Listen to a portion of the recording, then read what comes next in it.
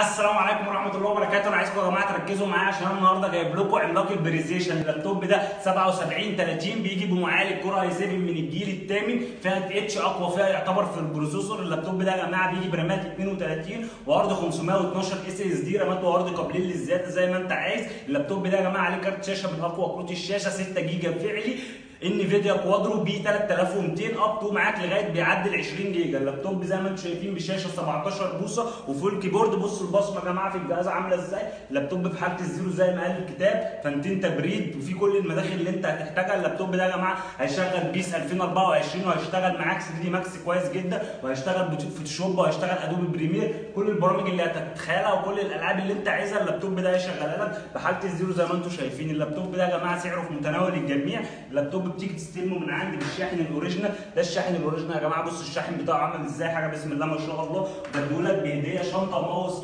وستيكر عربي وكابل باور اوريجينال والشاحن الاوريجينال وضمان 3 شهور. ولو انت مهتم تهتم وهتسمع ارخص سعر لافضل جهاز بريزيشن موجود في السوق بكارت 6 جيجا فعلي. شكرا.